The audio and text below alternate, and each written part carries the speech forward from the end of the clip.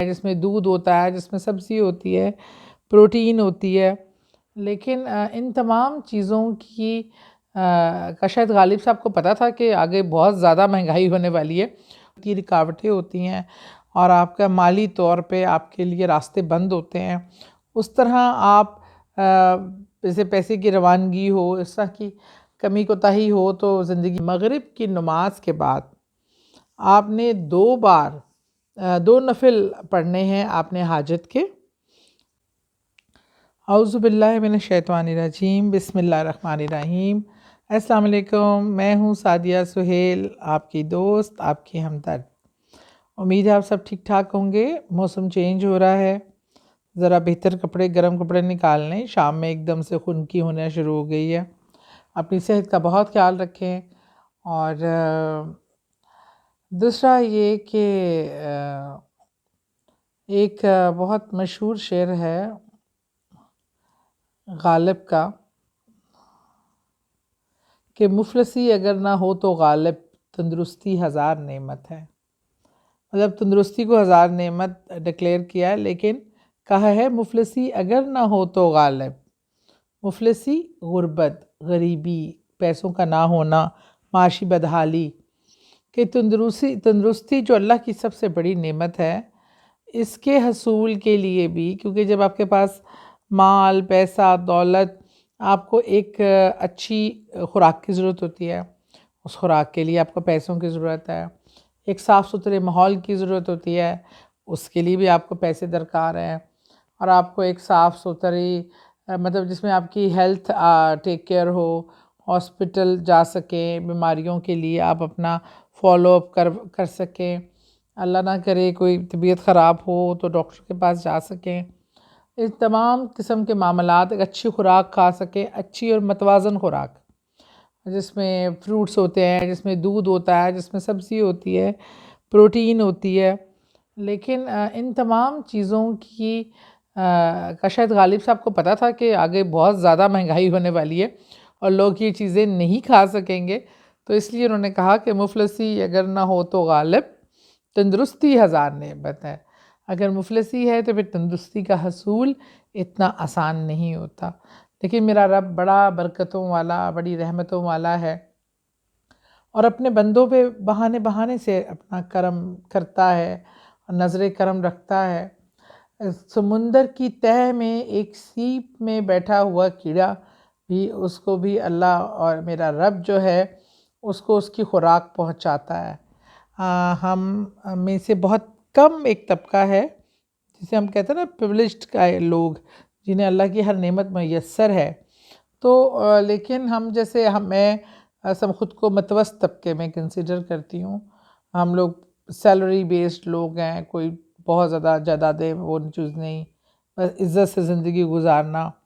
اور اللہ تعالیٰ بھرم بھی رکھے ہوتا ہے، اور کوئی وہ لوگ جو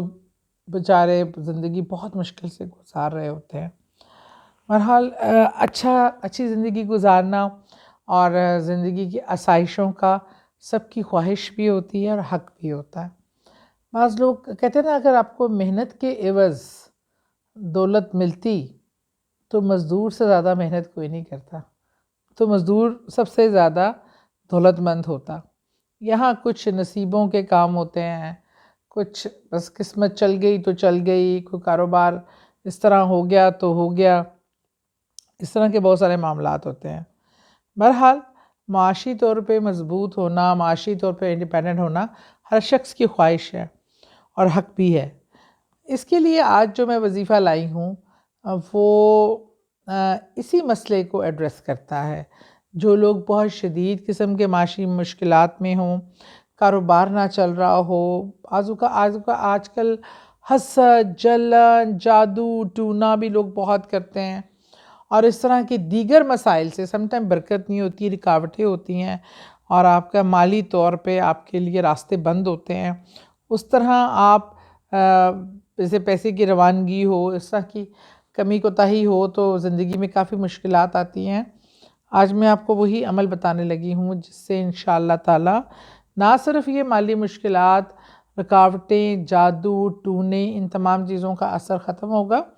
بلکہ ماشاءاللہ اللہ کے فضل و کرم سے آپ کے گھر میں رزق کی فراوانی آ جائے گی۔ عمل بہت ہی آسان ہے، بہت ایزی ہے کرنے کے لیے، ہر شخص کے لیے بہت آسان ہے، لیکن ایک ہے، میں آپ لوگوں کو پہلے بھی ایک بارہا کہا پھر بھول جاتی ہوں، کہ جب آپ وظائف کرتے ہیں، یہ جو میں آپ کو بتاتی ہوں،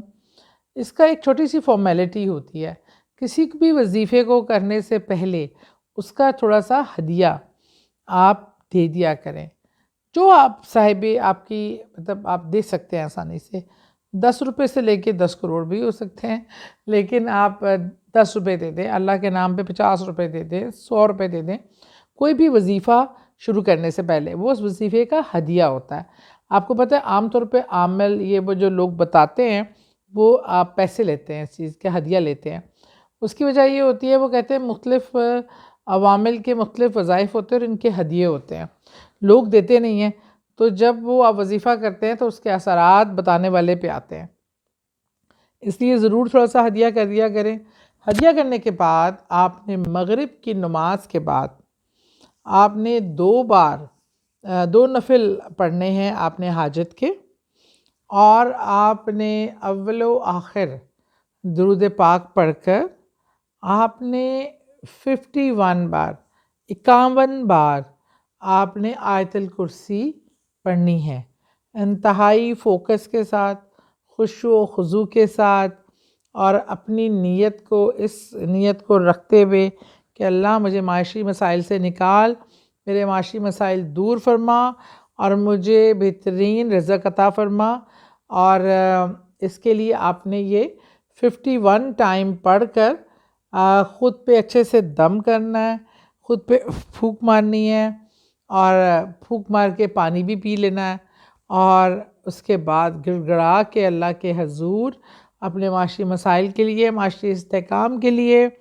اور فائنینشیل ایشوز کو ختم ہونے کے لیے، رکاوٹوں کو ختم کرنے کے لیے دعا کرنی ہے۔ اور انشاءاللہ اس کے بعد آپ دیکھیں گے آپ کے گھر میں رزق کی فراوانی، دولت کی فراوانی ہوگی انشاءاللہ۔